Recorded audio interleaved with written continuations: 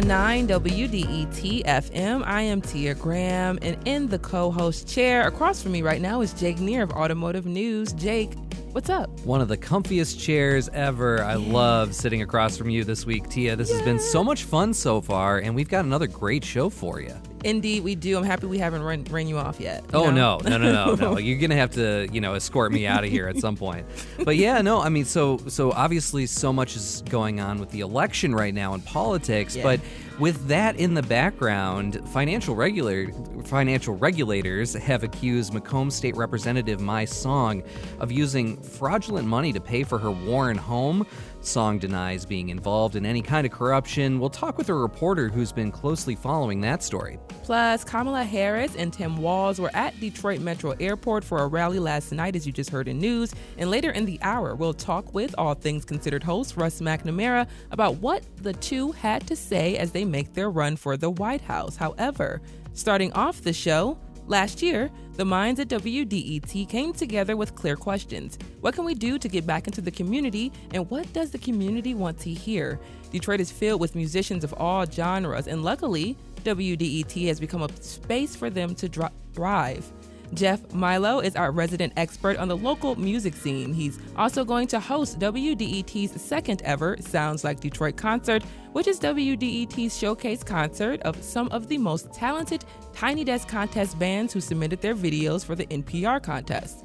Jeff Milo is the host of WDET's My Local. Jeff, welcome back to the Metro in the capacity of the My Local host. Normally we're talking books and libraries, but today we're talking music. Tia, how are you? So good to see you. It's great to see you as well, always. And, give us a little rundown of WDET Sound Like Detroit. It's the second annual event that we're having. What can we expect?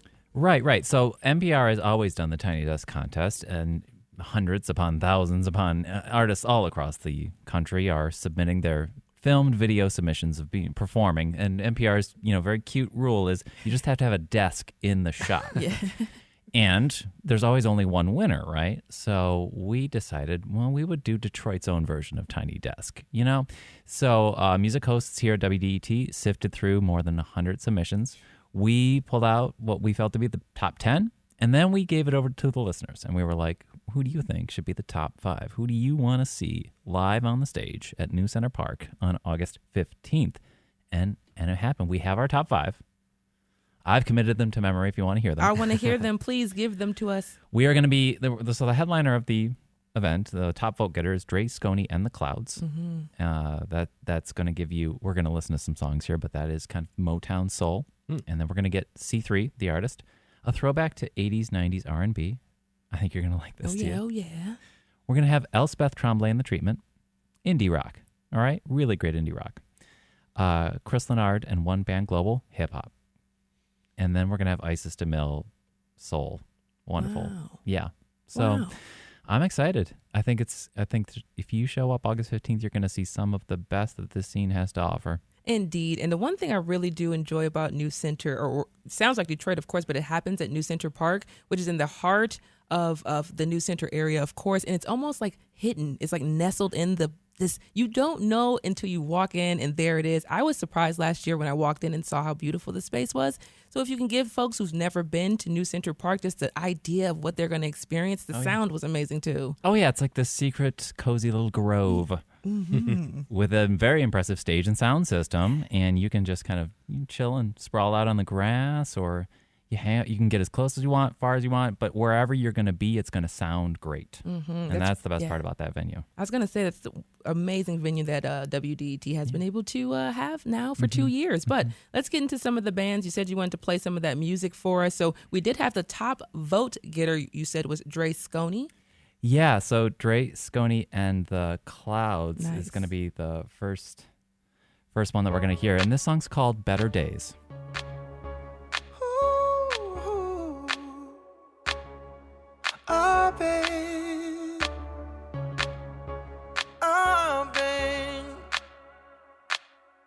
In the morning time, in the late of the night, I be on the grind. I'ma get what is mine. Now I'm talking about, I got a shooter on the side of me. Kiss your boys when I'm called the same. Now I'm talking about, gon' be what it have to be. Don't play if you know what I mean. I wouldn't want a problem with me, let alone they be trying to compete. Smoking on trees and canopy. With a pretty girl that handle biz, I said nah. So that's Dre Sconey and the Clouds. This song's called Better Days, and it's from a 2022 album called Rolling Scone. And that is where you'll also find a number of amazing songs by that artist, including the one that he submitted to us, which is called Ripping and Running.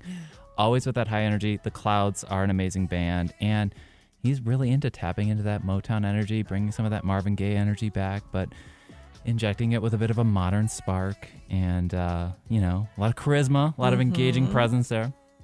Yes, I love the use of the snap, the finger snap. Oh, It's really, really, really cool. Love that so much. So we also have another top getter, C3 is going to be performing. C3. This is a third-generation recording artist, so I really feel like it literally is the family business. A multi-instrumentalist, very talented. Found his way over to, I think, a drum kit or maybe a toy piano when he was 2. So music's been his life. Yeah. But his thing over the last few years with all the new music he's been releasing is really tapping into that classic 80s and 90s R&B feel. And the song I want to hear from C3, the artist, is called I Got You.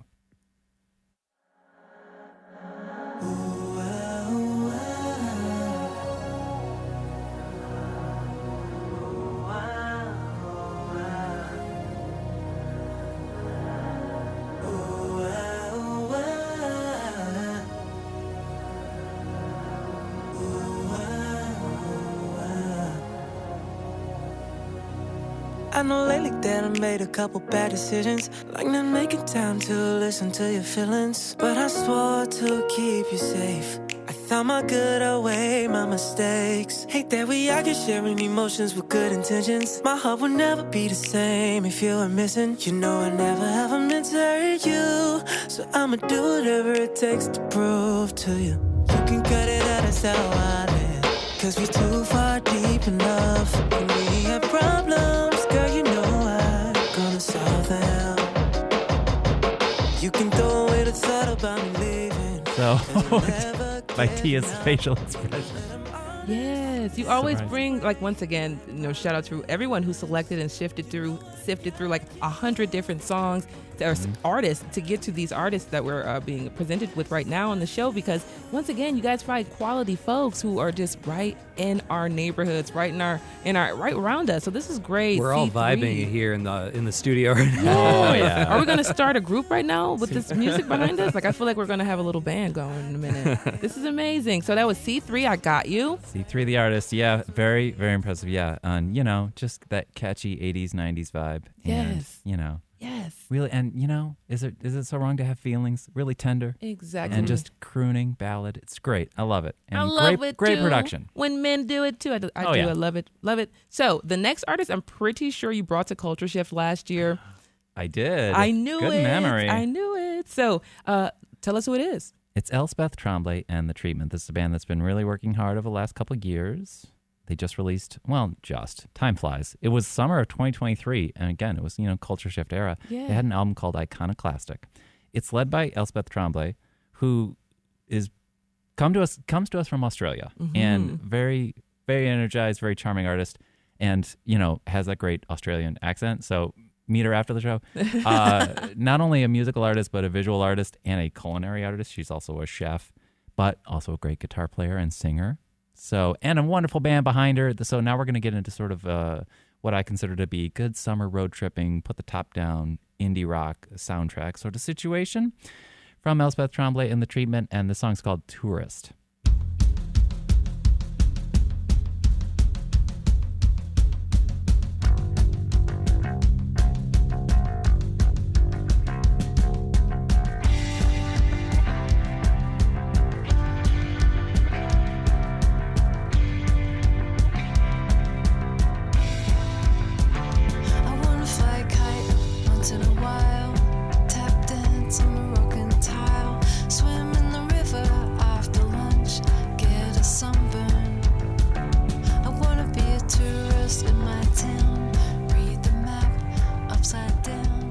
Jeff, these are great. Are these all unsigned artists?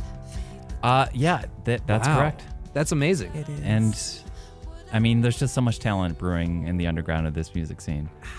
I mean, from all genres, And- so many different genres. But that's the other thing about Sounds Like Detroit is you got to get there to this stage and see them now before they do get signed, before they do get Right. swept off into who knows, Hollywood or wherever else. yeah. Elspeth Tremblay, The Treatment. The song's called Tourist. One of my favorites. Indeed, indeed. I love that one too. You're bringing us heat because we're all going to see them next week for WDET's Sound Like Detroit concert that's happening at New Central Park. So definitely looking forward to that. Who's our next artist who will be performing? It's going to be Chris Leonard and One Band Global. And you say unsigned, but sometimes these artists will start their own record label. Right, Just right. because they have the ingenuity for it. And Chris Leonard's definitely that kind of artist, very driven, hip-hop artist, MC, producer.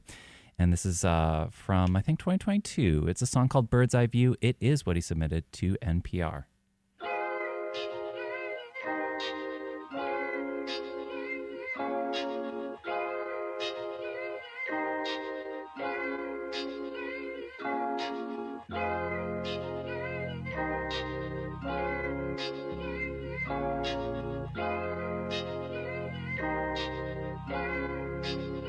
I see it all from a bird's eye view. Know we came from the bottom, only way to go is up. Me and my dogs, we're the gang or crew. When we fall like autumn, know it's time to get back up. We on the paper chase. Went from Lincolns to them bigger faces, Need Benjis and plenty acres. I liked all of them so far. And Chris Leonard has that great baritone voice. It's very captivating. It's very powerful. Oh my So, gosh, yeah. I love his voice. Yeah. Yeah, we love that. And it's a great video submission that Chris Leonard and One Band Global, Bird's Eye View. We'll see them live. Thank you, Jeff. And then we have one more Jeff that will be Yeah. performing that we will get to see live next week. And who is it? Isis DeMille, and this is going to be soul, R&B, very engaging presence. Been at it for a while. Even sang in front of the Thanksgiving Day Parade last year, if you tuned in to Channel 4. And this song is recently released. It's called Sista by Isis DeMille.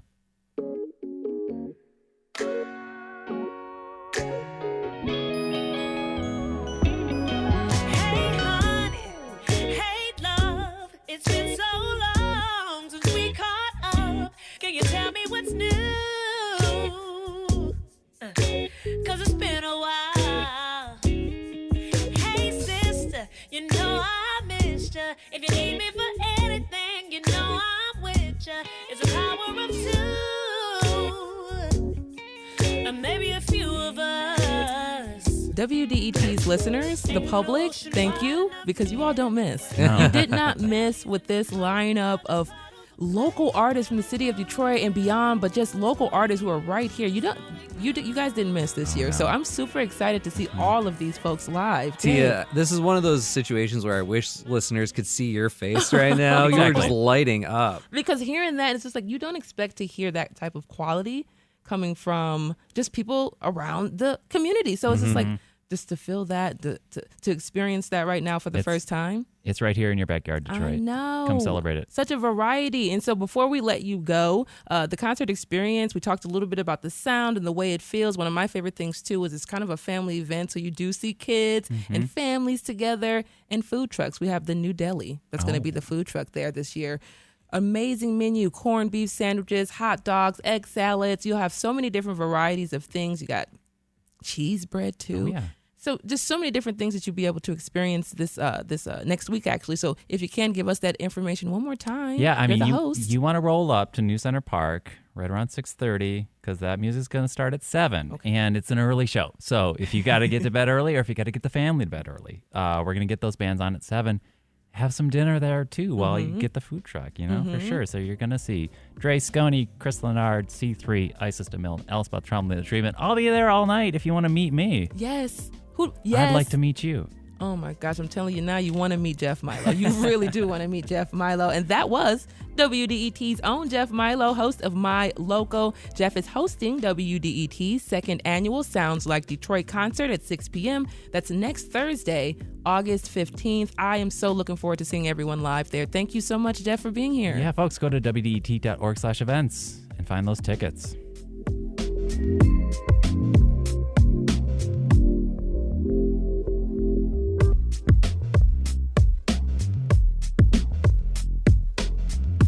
All right, now, cybersecurity can sometimes feel like a nebulous thing, especially when it comes to how it could affect the larger economy.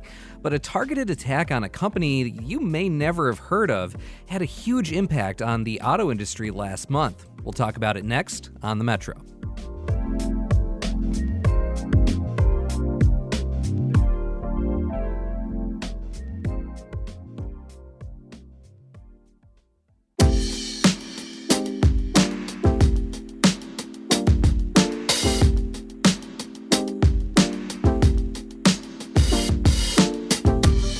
It's the Metro on 1019 WDET FM. I am Tia Graham, joined by Jake Neer here of Automotive News.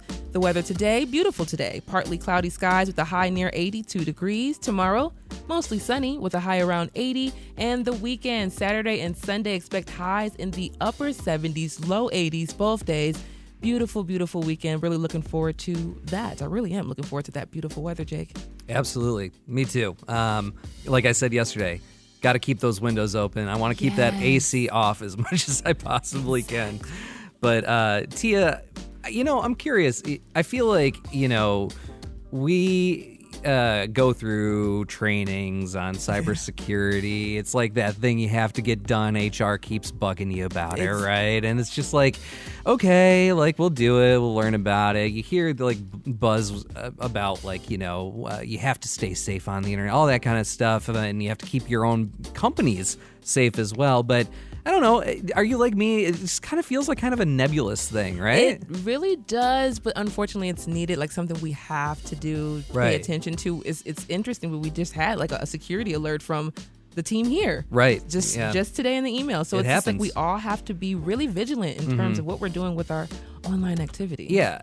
And of course no one wants to get hacked and no one wants to have their identity stolen. Exactly. But when it comes to like those large internet systems, keeping them safe from cyber criminals, to me it feels more like hypothetical, even theoretical. What is the real impact on everyday folks? Well, we recently got a good look at the importance of cybersecurity.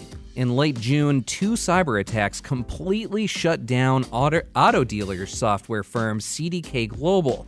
Those attacks prevented dealers from operating up to the July 4th weekend, meaning buyers couldn't finish their purchases on one of the biggest sales periods of the year.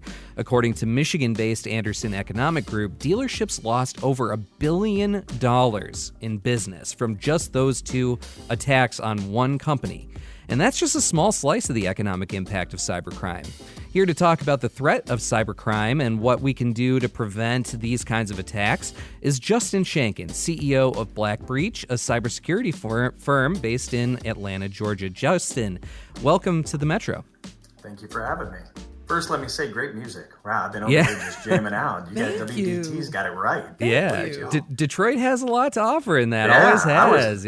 I was on the back end here just jamming out. Yes. Heck yeah. Well, Justin, first of all, I think it's important to talk about your background and also what Black Breach does. Sure. Yeah. So real quick, thank you for having me. And I'm a former counterintelligence special agent, so that's a mouthful, but basically what I used to do, I did it for the Army, and then I did it at the agency level with DOD, was to keep bad guys from getting stuff they shouldn't be getting, right? The simplest way of putting that. And so what that evolved into, between espionage cases and stuff, for the last 12 years, I protected the Southeast from essentially the classified contracts, right? So the Boeings, the Lockheeds, all the development, all that stuff. And it evolved into cyber, right? So we spent quite a bit of time on terrorism, and it's not that these things go away, but as it evolved and matured into the cyber risk and the stuff that you're seeing today, it's just becoming unhinged. And some of the comments you two made were like, oh, it just gets nebulous. It gets so much, it's overwhelming. And frankly, you're not the only ones that feel that way.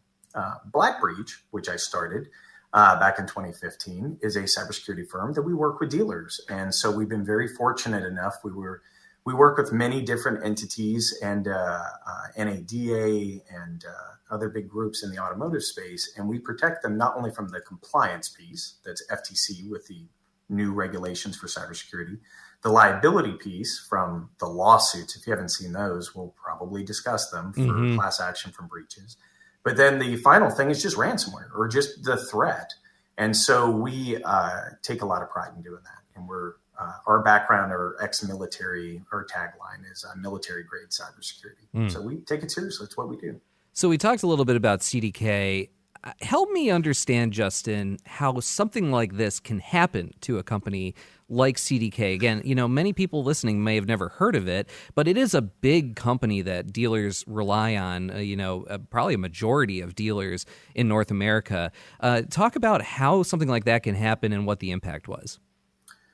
Well, unfortunately, it's happened quite a bit. So we're just talking about this specific case study in automotive. CDK is a very large entity, but the reality of it is that they have a lot of connectivity, which you already saw, into 3.3% of the U.S. GDP when it all boils down. When it shut down all those dealers, it was massive, not only for the United States, but specifically for those dealers, as well as becoming on such a live stage. And so what happens in this case is when you get entities that are evolving into bigger companies that evolve into a newer cyber warfare, they're not always prepared. And unfortunately, that's what we saw here. And so I have no inside knowledge on CDK. I'm very familiar with what's been out there. I do know that essentially, when you get hit with ransomware like this, these types of attacks can be highly targeted, and especially when they're bigger than the actor even knows. And I think that's one of the cases here, which turned out to be quite a payday for them.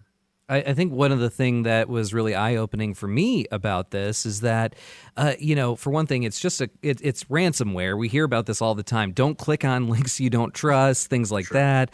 But how one company, 2 attacks on one company can affect so many other businesses. As you said, what did you say? 3.3% of GDP in the United States is somehow connected to CDK. I mean, that really made me think, oh my goodness, like this is so much more complex, and it feels like we're more vulnerable because of that. Yes. So essentially, one of the things I want to add to that, there's many different, think of, I know you said how nebulous it can be, but what I try to do is talk about people, right? Mm-hmm. And I think that's what we understand. We understand people. So think about it as people. Okay, you're at a job, and these dealers are the same way, and they're trying to sell cars. They're trying to make money. These bad actors, these hackers, cyber criminal, whatever you want to call them, hackers, are doing the same thing. And they're trying to find avenues that make the most money. But this has become a billion dollar industry worldwide for them. That's turned into not a kid in the basement with a hoodie, as we all like to see and kind of laugh, floor after floor of businesses doing this. And even to the point that, because I always hear all the time, oh, we're too small, we're under the radar, we're not. Well, frankly, that's not the case. So we see this concept called ransomware as a service. We're all familiar with ransomware and kind of the concept of that. Oh, they hold me ransom, we have to pay. But how does that happen? Well, many times what we noticed is that the people that like to hack are not necessarily the same groups that like to negotiate, that want to deal with bank accounts, that want to call. Those are 2 different personalities, right? So when you look at ransomware as a service, they're hacking everyone and then selling the opportunity to other bad actors. So this has become a very complicated and very sophisticated business network. Yeah, and just before we get more into how cyber criminals operate, because there's some fascinating stuff that I've learned from you, Justin, about this, I did want to kind of highlight more the impact of the attack right here in Metro Detroit. Automotive News reporter Paige Hodder actually spoke with Jay Sturtz, who's a sales manager at Village Ford in Dearborn. This was the day after the cyber attacks hit. Here's what he had to say. We're really beholden on having that information type all these different forms. It's impossible for me to kind of handwrite or type a contract. So that kind of renders us down to get cars delivered. Right. To get cars delivered is what he said right there at the end. That was, again, Jay Sturtz of Village Ford in Dearborn. And essentially what these dealers had to do was turn back to old school pen and paper for as long as they could and get those deals as close to the finish line as possible before their systems came back up. If you're just joining us, we're talking with Justin Shankin, CEO of cybersecurity firm Blackbreach, about the threat of cybercrime in 2024. So, Justin, you were, getting into sort of how these entities operate in the first place, these cyber criminals. In terms of the way that they conduct business, how they make their money, for one thing, where are they operating, and sort of how does the payday or even multiple paydays work for them? Well, great question. They're all over the world. So in the case of CDK, it ended up becoming Black Suit, and Black Suit came out of Eastern European or Russian. Unfortunately, and I believe that had ties into the geopolitical piece, right? So it gets a lot bigger because we know Russia is not happy with what's going on with Ukraine and NATO actors, and as well as the United States. So when they buy an opportunity, like I talked about that ransomware as a service, there's a chance that they see a bigger thing here that they don't even want the money. They just want to hold us. They want to hold the GDP hostage. In other cases, they can be criminal syndicates. They could be simply, I just read that the largest payday for another company was $75 million. My understanding with CDK was $25 million. I mean, these are huge paydays. And if you're living in a part of the world that you may have to be a pirate, or you may have to work in poppy fields, or you may have to do all these other dangerous things that frankly you don't want, or I can be in an air-conditioned environment doing cyber threat, being a bad guy, a hacker, it's becoming extraordinarily popular. And also you've mentioned in the past, like the multiple paydays that they can get out of a single attack, and how they operate on the dark web. How does that work? Yeah, so essentially this is the bad news. So when a victim pays the ransom, they believe, or at least to the best of their intent, of going, hey, I'm going to pay this ransom. Now, I want to say this. You are under an immense amount of stress. If you're not ahead of these threats, like what our company does and gets ahead of it, you find yourself in a very vulnerable position, okay? And you may make decisions in that, especially when it becomes as global as the CDK piece did. So I don't blame anyone for paying a ransom or not, all right? It's something that you have to sit down and look at. Where the bummer piece is, and you were kind of talking about it with the dark web, is that you believe that you're paying them X amount of money and into the millions, and you get that information, and we kind of call it square. The reality of it is that they're cyber criminals, and they want to get a double payday. The way that they get that second payday is by selling that information on the dark web, which is essentially a marketplace. So you pay it, you get your information back, it gets unlocked, and you're like, okay, let's move forward. When the reality of it is you're starting to get called by your clients, as well as from the legal side, these class action lawyers, and we're seeing this huge in the dealership piece right now, where you may have seen with class action attorneys, oh, have you taken this drug? Have you turned around and been stationed here? You may be entitled to. Have you guys seen that?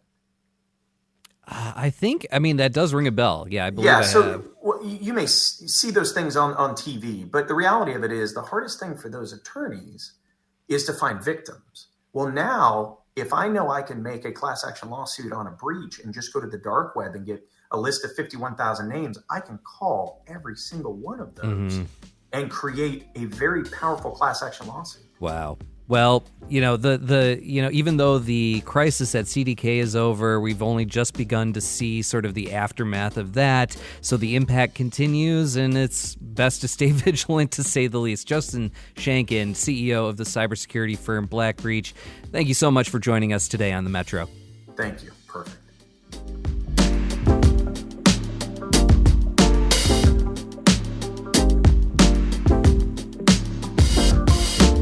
Metro, and coming up, we'll chat about corruption that has alleged ties to a representative out of Warren. You all stay right there.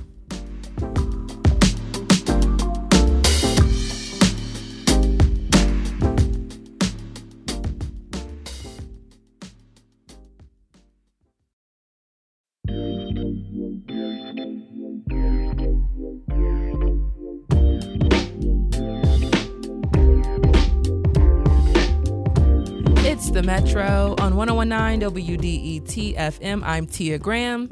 And I'm Jake Neer. Earlier this year, my song rose in the local political scene in a big way. Last November, 2 Democratic state lawmakers stepped down from their posts to run for mayor, leaving an opening in Warren and Westland. If Democrats lost either seat, they would have lost their slim majority in the state House. Instead, they won both in April. One of those Democrats was My Song, Michigan's first Hmong American legislator. On Tuesday, Rep. Song easily beat her opponent in a primary race, but she's been making headlines for other things. Earlier this month, the Macomb Daily reported that Song's Warren home was listed in a 2022 civil lawsuit with money from her sister, who obtained the cash through a Ponzi scheme, according to financial regulators. Song has denied receiving money or property from her sister. To discuss all of this now, we have Macomb Daily reporter Susan Smiley here with us. Susan, welcome to the Metro. Thank you. So a Ponzi scheme, of course, is where you get money from one group of investors and make it appear like the person of interest is making money. What is the Ponzi scheme that my sister is involved in, or allegedly involved in? This was a case in Wisconsin, and there were about 70 investors, and the sister invited the investors to invest in this real estate scheme. Where she promised to take the money and invest in real estate and also on the international, like trading commodities, and promised a 50% investment, which I think for savvy investors, that might be a red flag because that's unheard of to get that much back. And this was a huge story in Wisconsin. And the nutshell is that the majority of that money was not invested, but was spent on expensive vacations and at casinos in Vegas and things of that nature. So is there any evidence at this point that Representative Song knew that this was happening? Well, at this point, she probably does, only because it was headline news in Wisconsin. Sure, yeah. But there's nothing to say that she knew when this was happening, that it was happening. Mm-hmm. Rep. Song said to the Detroit News that she didn't receive money or property from her sister. Is there anything that can prove that? Well, so the civil lawsuit where My Song is one of 13 defendants in the case, the point of this lawsuit is that the sister was trying to hide money that was owed through a couple of lawsuits, one through the Security and Exchange Commission, so 2 federal lawsuits where she was ordered to pay several $1 million in restitution. And in order to hide this money, that she purchased real estate for several of her relatives. 11 of the 12 other defendants in that case, the sister, Kay Yang, is one of the defendants, all are related to her, and that's the allegation that's spelled out in the court judgment. And that's why the judgment happened, because the judge looked at the evidence and believed, okay, she was trying to hide the money. Oh, and her relatives knew that, knew why all of a sudden your relative is like, hey, here's several $100,000. Go get yourself a house. Wow. Yeah. That would definitely put a signal up for me, I think, but that's just speaking as myself. Flag. Yeah. If you're just joining us, we're speaking with Susan Smiley. She's a reporter with the Macomb Daily. She's been reporting on a corruption scandal that has accused Macomb State Representative My Song of using fraudulent money to pay for her Warren home. And there was a lien put on her home. What are the other consequences that have happened to the representative at this point?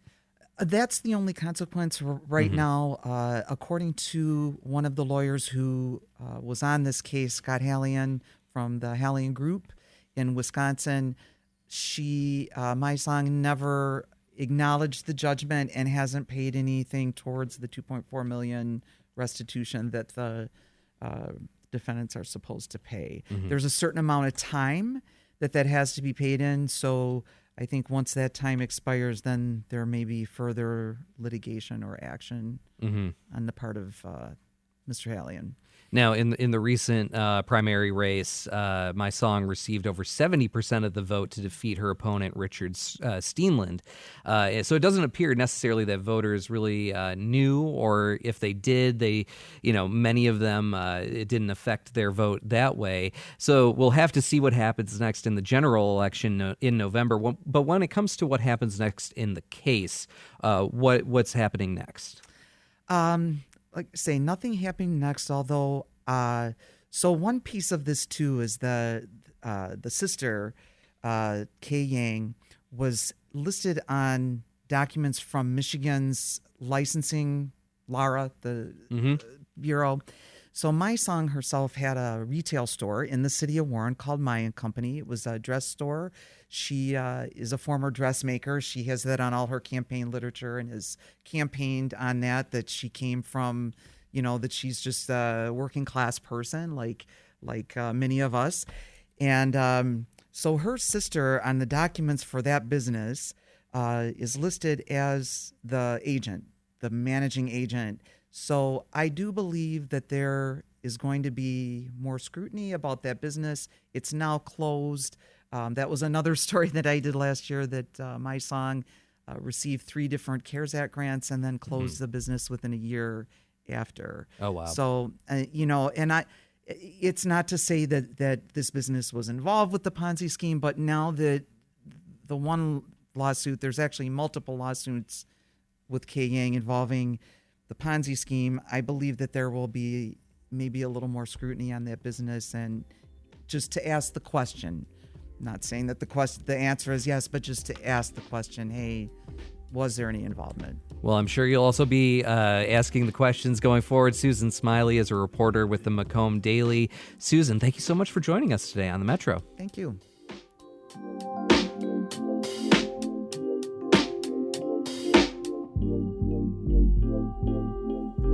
Kamala Harris and Tim Walz were in Detroit last night. Coming up on the Metro, we'll talk about the rally they hosted and what their message was to voters.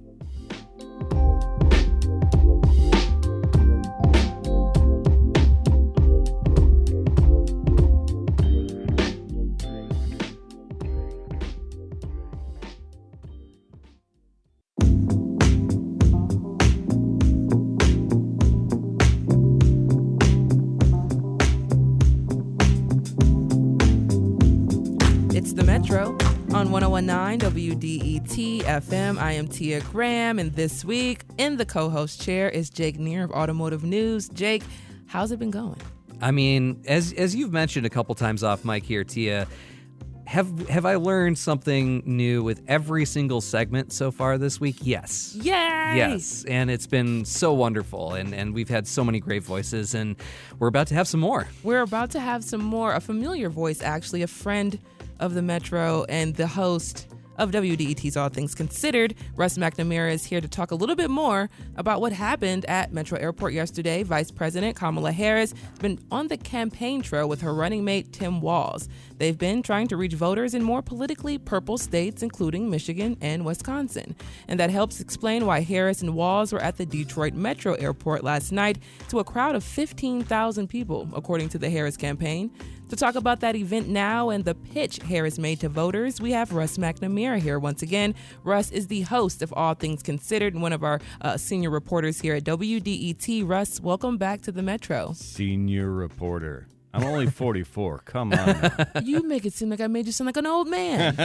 Maybe a little bit. In comparison. You're like a statesman. That's how I look at it, you know? That's basically how it is. Can I get a friend of the Metro t-shirt, by the way? Yes. We got to get Dave Lyons on that, the executive producer on that. Thanks, Dave. Mates of the Metro. Oh. And Jake Neer, big auto Jake, big audio Jake. Ooh. Mishmasher emeritus. Yeah, that's right. I am the co-host emeritus of Mishmash. The political hat goes on. Jake's eyes light up. They light up. He's in his zone. I love to see it. But we did have something happen last night at the airport. Set that scene for us. It was busy. There were, I would say 15,000 seems about right. I mean, you look at some of the shots up at WDET.org right now. You can tell there's a ton of people there. You had the open door of the hangar. They pulled the vice president's airplane, like right up, so you could see it right there in the background. So that was smart planning by them. But a lot of these folks had been there since like 2 o'clock. Everybody had to be shuttle bussed in. And so people were dropping like flies. I think that could have been handled better. At least give these people some chairs and some more water. A lot of people needed medical attention because it was just it wasn't a particularly hot day yesterday, but it was hot in that hangar. That's what I heard. A lot of sweaty, glossy faces because it was pretty warm in the hangar. Any reason why they chose the hangar in particular? They had to move up because they were getting too much interest. And so when they said this was the largest campaign event so far, they were right. They had 11,000 people earlier the day in Wisconsin. So people were fired up, so they had to upgrade the facilities, and they ended up there. And it definitely had the feel of a big-time UAW rally. Well, I was going to say 15,000 people, if that number is accurate. I mean, if you have that many people in Little Caesars Arena, it would feel pretty packed. Exactly. Yes. And so they had all the stands set up. I don't know how they were able to work this in just a couple of days' time, but they did a pretty good job of it. UAW President Shawn Fain was getting everybody fired up. He reiterated that Kamala Harris had the backing of the union. Donald Trump said nothing, and Donald Trump did nothing to help auto workers.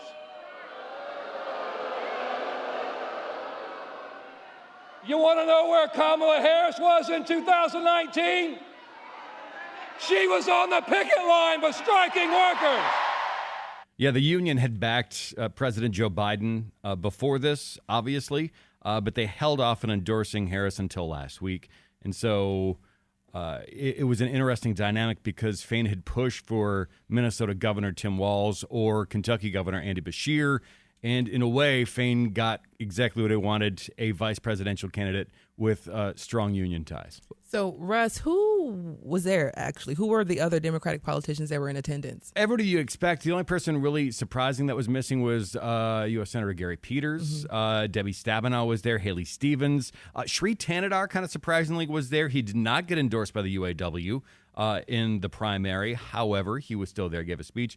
Lieutenant Governor Garland Gilchrist. No Rashida Tlaib, which is not a surprise. She's been staying away from the Biden campaign, and now it seems like that's continued over into the Harris-Walz campaign. Governor Gretchen Whitmer got the rock star treatment. She walked out on stage.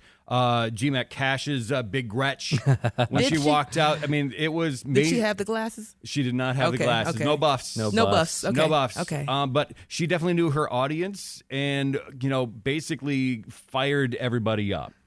We cannot trust Donald Trump, and we must make sure he does not get back into the White House. I mean, think about it. You wouldn't buy a used car from this guy. How can you expect him to support the auto industry?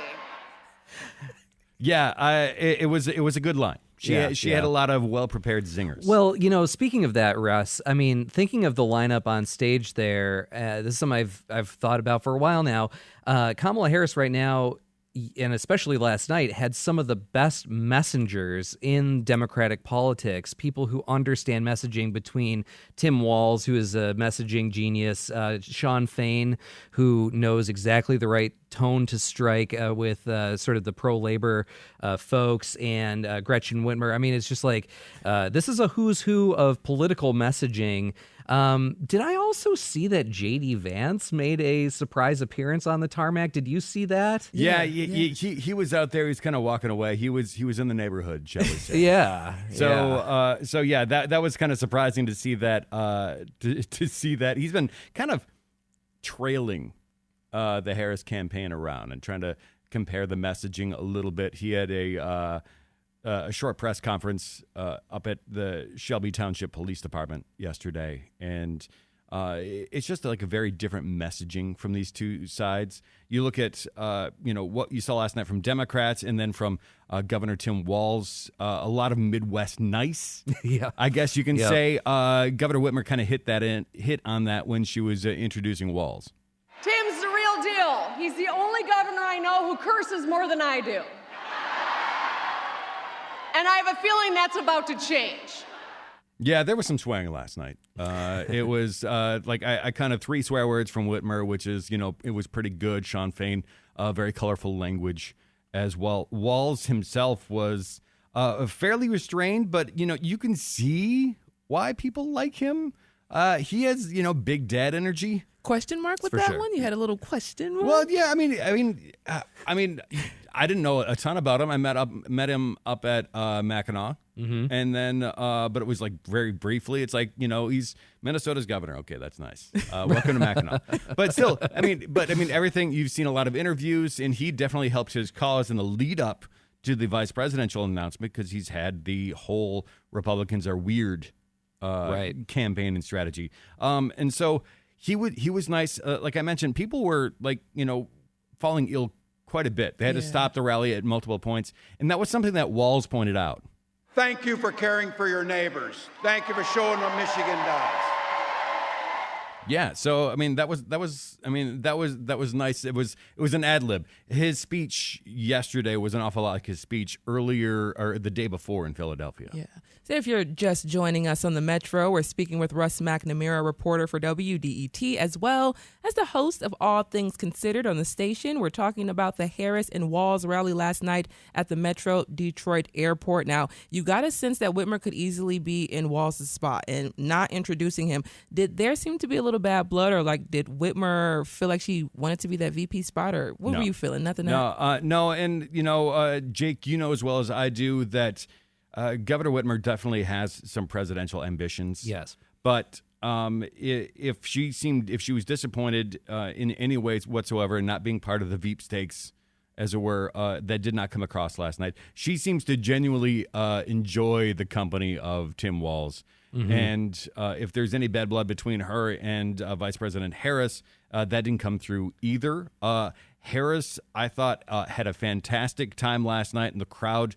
You can tell folks were energized. I talked with LaShawn English, Region 1 Director for the UAW, and she said there is an energy there now with Harris that wasn't there before with Joe Biden. And we got center messaging from VP Harris last night, and she handled the crowd pretty well.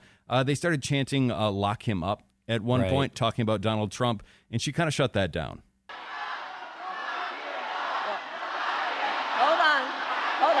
Hold on. You know what? Here, hold on. Here's the thing. The courts are going to handle that. We're going to beat them in November. There you go. And so that remains to be seen. So she was... she really set apart, her tone that way. Joe Biden kind of had a similar way to shut that down when he was here last month. And also the whole tone, a lot of doom and gloom from the Trump campaign. That's not something that Harris really showed. What kind of country do we want to live in? A country of freedom, compassion, and rule of law, or a country of chaos, fear, and hate? Yeah, and we haven't seen that so far. Now, Tia, I do want to mention earlier in the day, the folks with the Uncommitted National Campaign who were against Joe Biden because of his policy, in supporting Israel. They had a press conference earlier today saying they wanted to meet with Vice President Harris. They did that last night. They said in a statement they were able to say they would like an arms embargo between the United States and Israel after Israel's ongoing military action in Gaza has killed tens of thousands of civilians. That's something near and dear to Metro Detroit's Muslim and Arab American population. But already today, they said at the time that, Vice President Harris was receptive to that. However, on Twitter, the National Security Advisor for VP Harris says an Israel-U.S. arms embargo is a non-starter. It's just not going to happen. So we will see how much that dialogue continues as we head towards the Democratic National Convention. Russ McNamara is a reporter for WDET as well as the host of All Things Considered on the station. Russ, as always, thank you so much for joining us on the Metro. And you are going to the Democratic National Convention, so we'll get more information. Oh, yeah, we'll be talking again. Oh, yes, we will. Love indeed. You guys. We love you, Russ. But that is the Metro for Thursday, August 8th. You can listen to recent episodes online at WDET.org and make sure to subscribe to the podcast on your favorite platform. The show is also on YouTube if you like listening that way. This is WDET FM, Detroit Public Radio, your connection to news, music, and conversation. Jake Neer of Automotive News will be here tomorrow, as well as myself. You guys have a good one.